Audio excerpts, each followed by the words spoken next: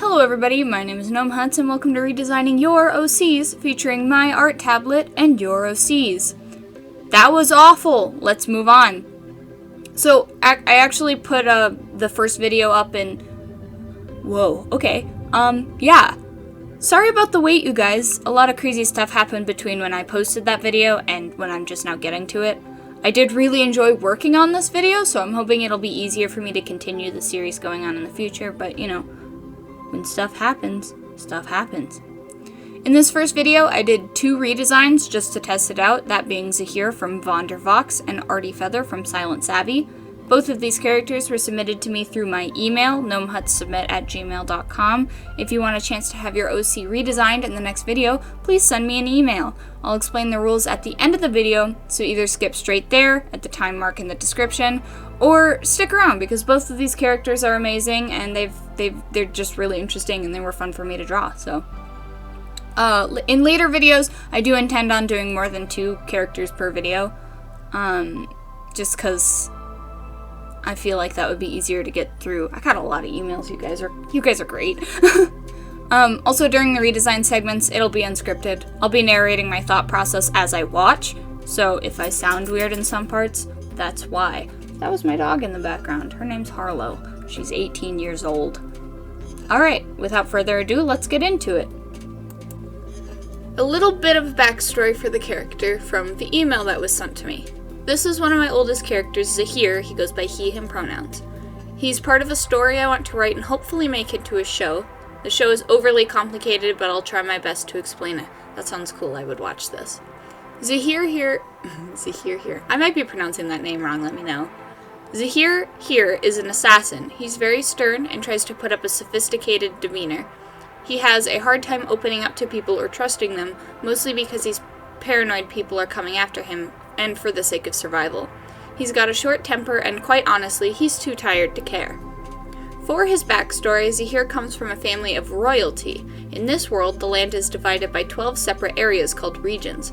Each region has a queen, king, leader, and those region leaders are immortal gods. These immortal gods are called starlets, powerful beings who could never be killed. Starlets are strictly forbidden to interact with the mortals in this world. Nevertheless, this rule was broken, and Zahir has become an outcome. Nope, he was its outcome. He is half-mortal, cursed with the ability to never be killed, and his body has regeneration. This also makes him ageless. Any damage he takes, he can easily heal it. Zahir was allowed to live as a prince, so long as he were to take the throne of his father once he was ready. Zahir never did become king. It was discovered that he left the palace and had contact with mortals, and he was stripped of his title as prince and was cast out to the mortal world. Now it was up to him to figure out how to navigate the world as an immortal. He spends his years trying to figure out himself and his place in the world. He does eventually find a job as an assassin, but he really only works there because he has nowhere else to go. Things come to a screeching halt when Zahir is hired by one of the queens to find her missing son and kill his supposed friends. Zahir takes the job, but he doesn't exactly get the deed done. Of course, there's more to this story, but I don't want to bore you. It sounds really interesting, honestly. Like, I would watch the fuck out of that show. But that's his story. Design-wise, Zahir is more on the thinner side and has a stronger body type. Height-wise, Zahir is kind of short. He's also very agile and flexible. His regeneration pretty much makes him ageless, despite the fact that he is multiple hundreds years old. His eye and hair color are callbacks to his lineage, so that's something I want to keep. There's a scar beneath his left eye, which is for the story. He covers his right eye because it is completely blind. Other extra stuff, Zahir has these daggers that open dimensional portals. I'm not sure what they look like, but I do know they open portals to other dimensions, and he can use these portals to get away from trouble. And then the rest of it's just ending stuff. So, that gives us a lot to work with, so I'm excited to see what we can do with that. Okay, let's talk design. What did I do? Well, I think I'll just start from the top of the design to the bottom of the design and discuss what I changed and what I didn't change. By the way, this part is not scripted, so like, if I ramble, I'm so sorry. But the hair was something that I really liked the style of, however the bangs were just kind of throwing me off a little bit. So I wanted to keep something very similar to that. Going into this, I really, really, really wanted to give him a braid for some reason. I'm not sure. But in the sketch process, you saw me run through a whole bunch of different hairstyles for him because I have a really hard time designing, like, hairstyles for characters. So, I wanted to go through a couple of passes before deciding on just one. I ended up deciding on this more of a kind of a punk mohawk-esque hairstyle with one braid down the side, as like in place of his sideburns. I don't know why, but I feel like that just fits a little bit better because like assassins probably shouldn't have long hair. That would make it kind of hard for them to do their assassin thing. So I gave him shorter hair. I kept his scar because it was stated that's important to the story, and I'm not going to change anything that is important to the story because that wouldn't make any sense. That's not good. That's not good design etiquette. I kept his eye patch as well because, of course, you know, still story stuff. As far as the outfit goes, I gave him a turtleneck. I'm not quite sure why, but I think, remembering correctly, his original design has a turtleneck kind of a thing, like a bodysuit, and I kind of wanted to keep that. I just made it more of a turtleneck, but not like too big of a turtleneck. I gave him a longer cloak than his original design had because looking at the assassin references that I have pulled up on the left of my screen, there's a lot of clothed drapery going on, and I didn't want to do an overly complicated design like that because I wanted to keep in mind that this character could be potentially animated in the future. So I wanted to make it kind of easy while still adding that visual flair. So I gave him just kind of a long cloak, and his right arm has a spiked band on it to help with asymmetry, because asymmetry in a design can actually help push it just that much further over the edge.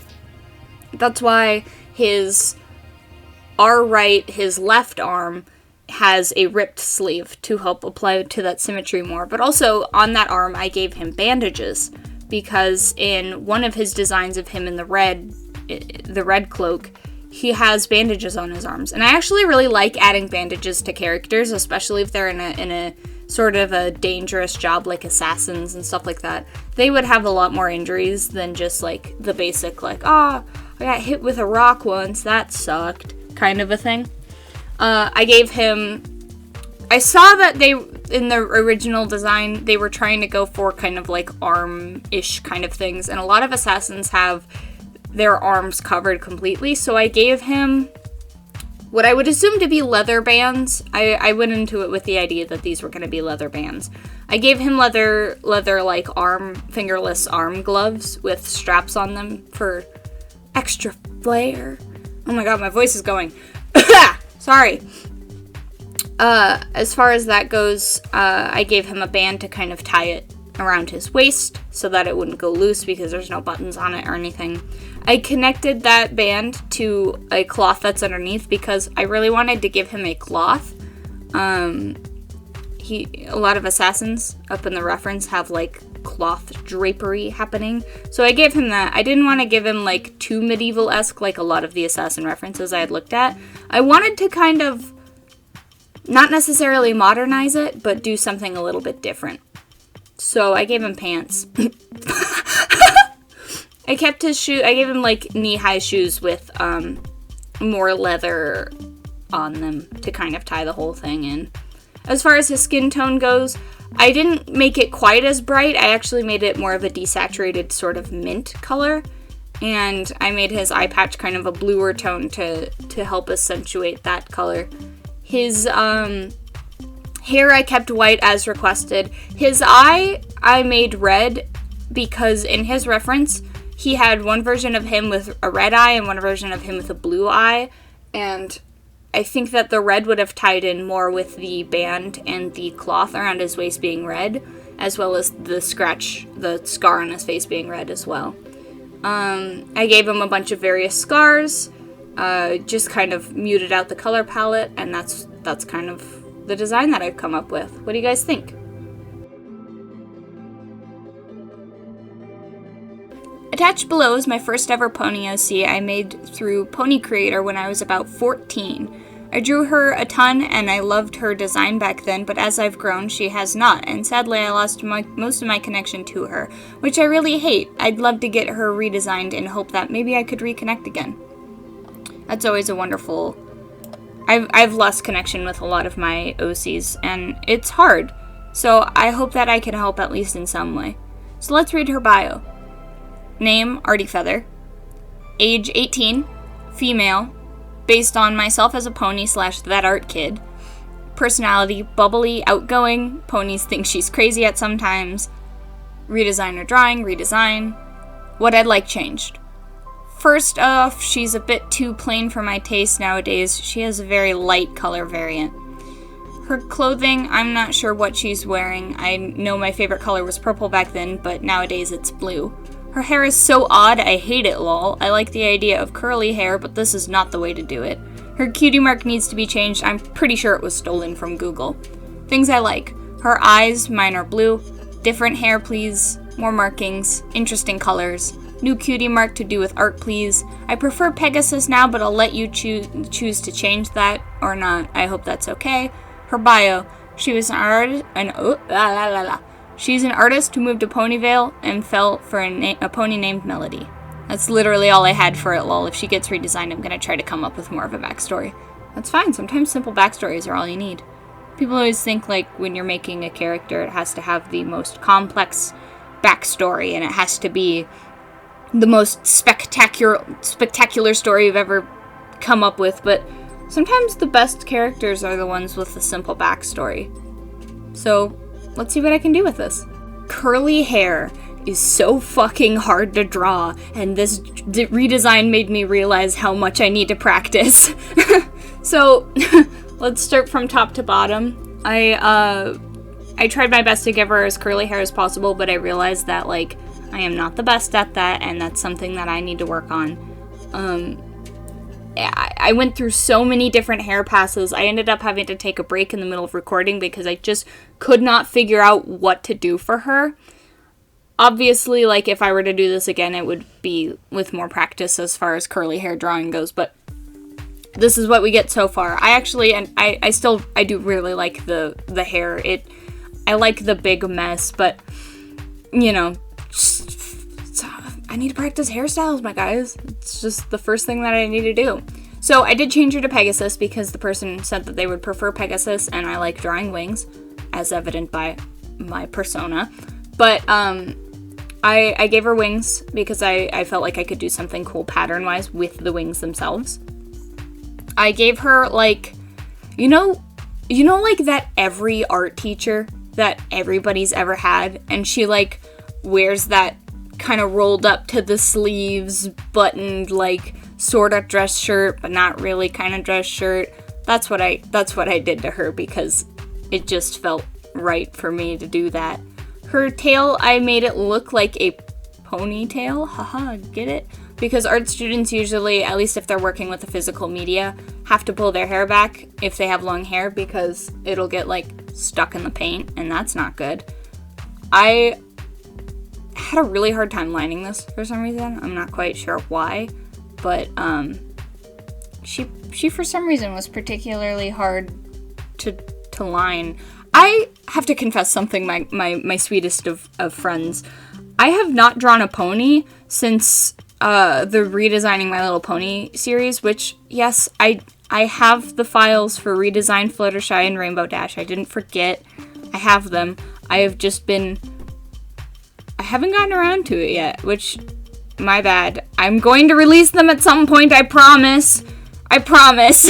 But I haven't drawn a pony since, like, November, which I should have practiced drawing horses before drawing this, so this is not the best looking drawing. I do like the way I did the back legs, though. I made her really tall. I don't know why, but my brain was like, make her tall. And so I was like, alright, let's make her tall. And so I did. Color palette wise, I made her white. I kept her base white because it reminds me of, like, a canvas. I imagine she's more of a physical artist, not so much of a digital media artist. I imagine she's a painter of some sort. So I wanted to give her that kind of messy, like, cheerful painter vibe with her color palette, which we aren't at yet. So I think I'm just gonna let you guys listen to the beautiful music while watching me struggle with line art for a little bit. What do you think about that, huh?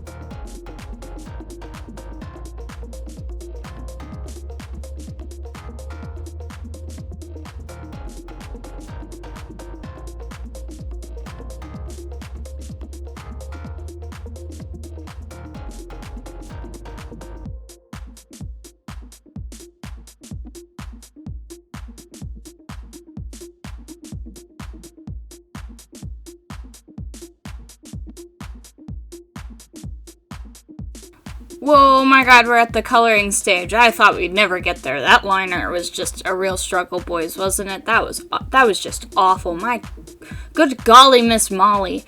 Anyway, I made her, as I stated earlier, I made her more of a white color palette to remind me. It reminds me of a canvas. The three colors that I chose for her, aside from white, were light blue, light pink, and light green, so more pastel, because pastels and white go really well together. I made her hair brown. I kept it brown. I think part of the issue with the original design's brown hair was that it was more of a green hue than it was a brown hue. Brown is actually more of an orangish color, orange, red, and sometimes yellow if you do it correctly can get you a really nice brown color. And green tends to make it look more like,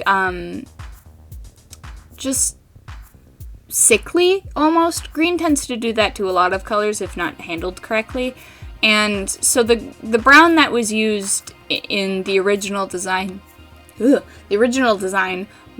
more on the green hue, which doesn't make for a very nice looking brown. So I went for more of a reddish orange, darker brown, because darker colors saturate the lighter colors much better.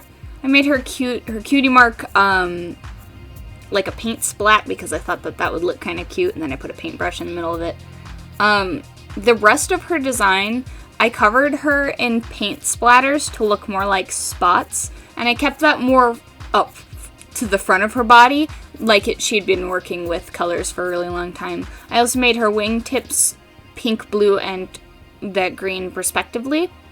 I added paint splatters to her shirt, and part of the reason why I did this was because when you have paint splatters, you can change the markings, so you can make them look kind of however you want.